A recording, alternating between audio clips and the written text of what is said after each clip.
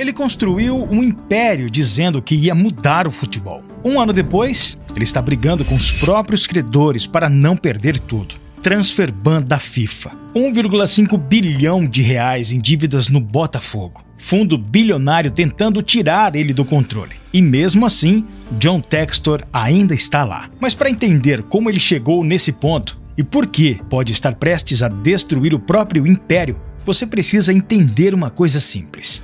Isso nunca foi só sobre futebol. Foi sobre dinheiro. Muito dinheiro.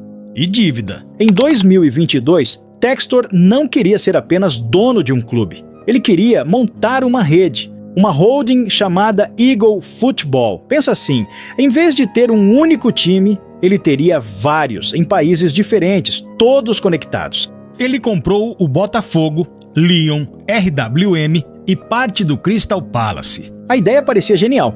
Um jogador se destaca no Brasil, vai para a França. Não deu certo na França? Tenta na Bélgica. Valoriza, vende, lucra, um ecossistema fechado. Só que tem um detalhe, ele não comprou tudo isso com dinheiro próprio. Ele pegou empréstimos, mais de 500 milhões de dólares.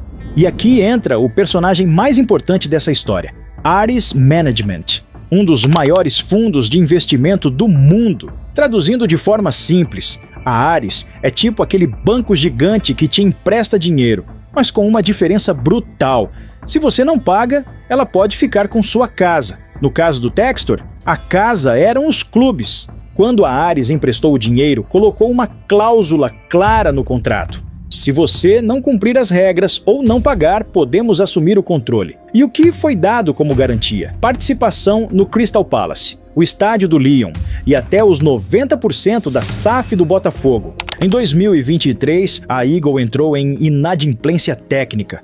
Parece complicado, mas é simples. Ela não entregou documentos financeiros corretamente para a Ares. Não foi falta de dinheiro naquele momento, foi quebra de regra. E em contratos gigantes, regra é tudo. A Ares poderia ter executado o contrato ali, poderia ter tomado tudo, mas não tomou. Deu 12 meses para Textor reorganizar, uma segunda chance. Só que ele não reorganizou. E aqui começa o problema real.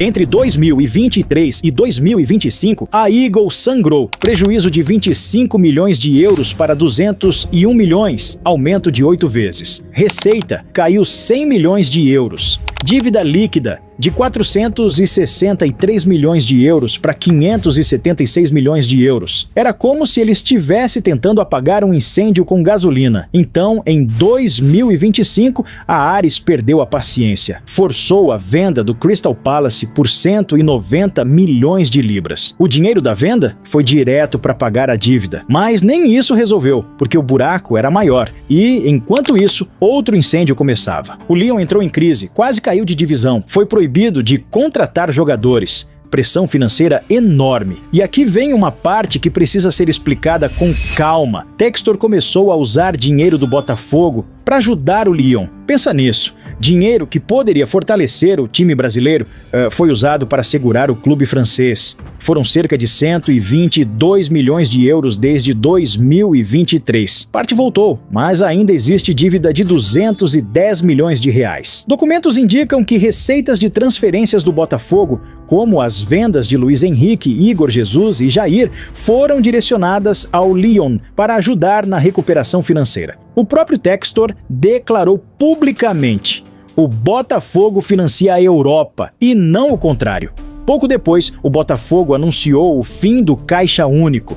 A ruptura interna estava oficializada. Isso criou tensão interna e foi aí que Textor perdeu o comando do Lyon. Quem assumiu? Michele Kang, com apoio direto da Ares, ou seja, o fundo começou a tirar poder dele, e quase ninguém percebeu naquele momento. Sentindo que estava perdendo o controle, Textor tentou uma jogada ousada. Criou outra empresa nas Ilhas Caimã. Objetivo? Tirar o Botafogo da estrutura endividada e voltar a ter o controle. O plano era tirar o Botafogo da Eagle antiga e recomprar a SAF usando o dinheiro levantado pela nova empresa. Só que os credores reagiram, disseram que ele não podia fazer isso sem autorização. A briga foi parar na Justiça do Rio e virou disputa internacional. Por enquanto, Textor continua no comando do Botafogo, mas a guerra está ativa. Agora vem a parte mais importante. Quando a Ares colocou dinheiro na Eagle, ela também colocou 2 diretores no conselho. Esses diretores tinham poder de veto, ou seja,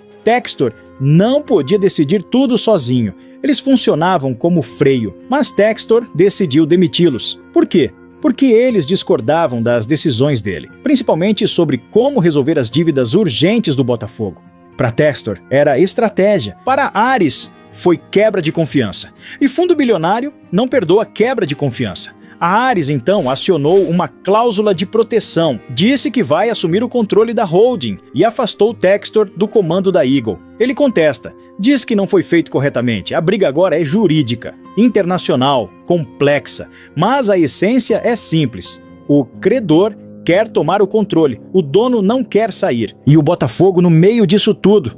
Aqui está o ponto que todo torcedor quer entender. Se a Ares assumir tudo, ela assume automaticamente o Botafogo? Não, porque a SAF tem regras próprias. Existe decisão judicial protegendo a estrutura atual. Então hoje a situação é essa. Textor perdeu o poder na holding, mas ainda está no controle prático do Botafogo. Só que o clube tem 1,5 bilhão de reais em dívida, 700 milhões de reais para pagar em curto prazo e um transfer ban da FIFA por causa da dívida com o Atlanta United. Pela contratação de Almada. Sem pagar, não pode registrar jogadores. Simples assim. Em 2025, um ex-ídolo do Lyon previu tudo o que está acontecendo com o futebol hoje, com uma frase curta e forte. Textor destruiu tudo no Lyon em 2 anos. Ele vai fazer as mesmas besteiras no Botafogo. Percebe o padrão? Ele construiu rápido demais, comprou demais, alavancou demais.